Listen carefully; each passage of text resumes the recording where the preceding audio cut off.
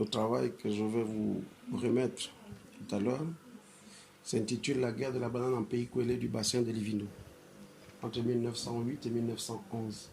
Ce travail a été réalisé dans le cadre de l'élaboration d'un mémoire de recherche de fin de cycle de ma formation post-universitaire à l'École normale supérieure de Libreville en 1998.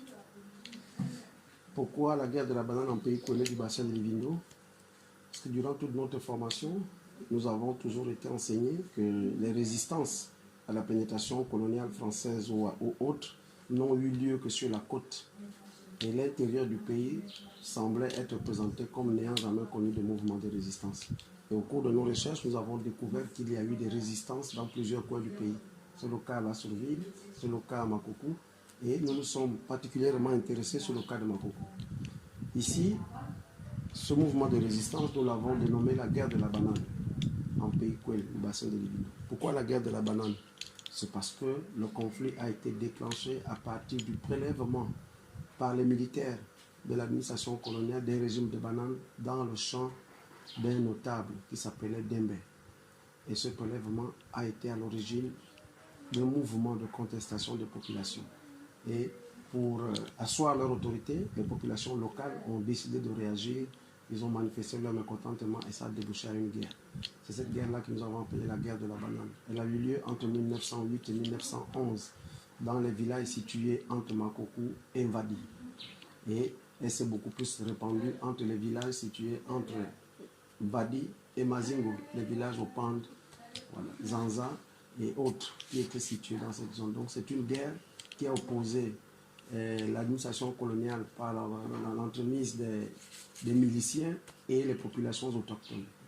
Voilà. Donc, nous l'avons rédigé effectivement pour contribuer à l'enseignement des mouvements de résistance dans les classes de 3e, pour montrer aux apprenants que ces mouvements de résistance n'ont pas seulement eu lieu à Libreville, elles ont également été enregistrées dans l'intérieur du pays. C'est pour ça que nous avons présenté ce travail pour essayer de contribuer un tant soit peu à l'élargissement du champ de résistance sur le territoire gabonais.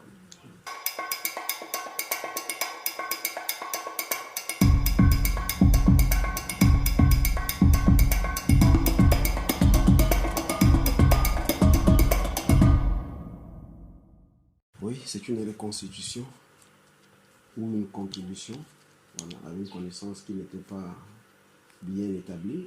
La preuve, c'est que pour que ce travail soit accepté, nous n'avons pas été vite validés, parce que ceux qui avaient déjà proclamé au niveau du milieu scientifique, comme quoi les résistances n'ont eu lieu qu'au niveau des côtes gabonaises, avaient du mal à accepter une information venant à étendre le mouvement de résistance vers l'intérieur du pays, comme si ça venait remettre en cause les premières connaissances qui étaient déjà acquises. Et nous avons tout fait avec des preuves, des témoignages oraux, des archives d'administration coloniale pour montrer qu'il y avait effectivement un intérêt à faire en sorte que cette partie de l'histoire du Gabon soit publiée et mise à la disposition des lecteurs et puis des apprenants. Ce travail, nous l'avons fait particulièrement pour les classes du premier cycle, parce que c'est en 3e qu'on enseigne le mouvement de résistance au Gabon. Donc, c'est une contribution à cette connaissance des mouvements de résistance dans les classes de 3e. Il y a une partie pédagogique que nous avons sélectionnée avec des textes que nous avons choisis, où il y a des témoignages oraux que nous avons transcrits avec des archives d'administration coloniale qui devraient être utilisés par les enseignants pour faire l'objet des enseignements dans les classes que j'ai indiquées plus haut.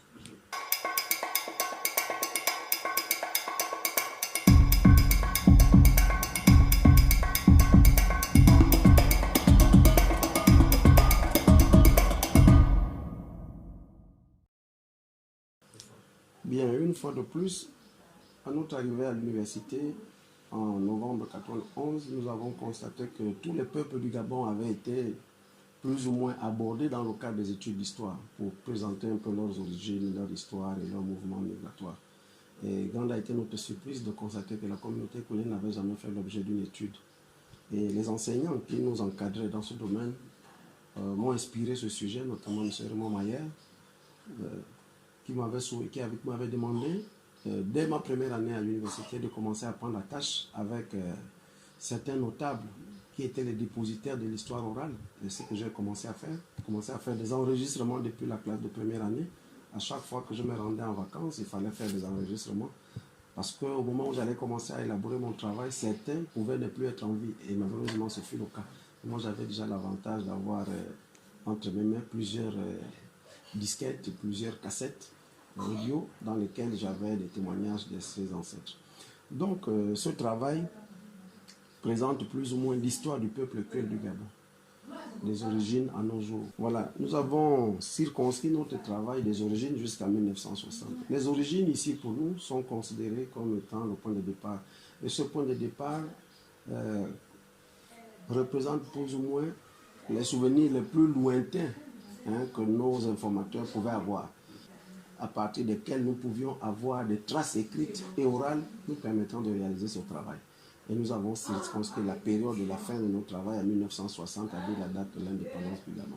Parce que pendant cette période, il y a quand même eu beaucoup de choses. Après 1960, il y a plusieurs écrits, mais c'est cette partie de l'histoire qui est restée quasiment inconnue, notamment concernant le peuple Kouel du Gabon. Donc là-dedans, nous essayons de remonter et essayer de retracer les origines du peuple Kouel, le trajet migratoire, leurs implantations actuelles, les différents clans qui sont répartis au niveau du territoire national, les contacts qu'ils ont eus avec les peuples voisins, bon contact ou mauvais contact. Nous avons également essayé de justifier les liens qui existent aujourd'hui avec les peuples voisins, notamment les Kota et les Bungom, comment ils ont commencé, à quel endroit se sont-ils rencontrés, comment ont-ils fait pour occuper les espaces actuels. Est-ce qu'ils ont toujours été là où ils sont aujourd'hui? Non, il y a eu des mouvements. Il y a des gens qui sont partis, par exemple, de Mbadi pour se retrouver à Imbang, qui sont partis de Imbang pour se retrouver ailleurs, ainsi de suite, ainsi de suite. Donc, c'est ce travail que nous avons essayé de reconstituer dans le cadre de notre mémoire de maîtrise.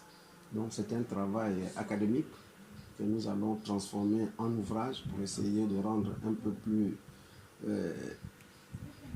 plus accessible ou mettre à la disposition du grand public, parce que c'était dans les archives, dans les bibliothèques de l'université. Maintenant, nous voulons qu'il soit transformé en ouvrage pour que ça soit mis à la disposition du grand public, pour permettre au grand public de connaître ce qui a été écrit là-dedans.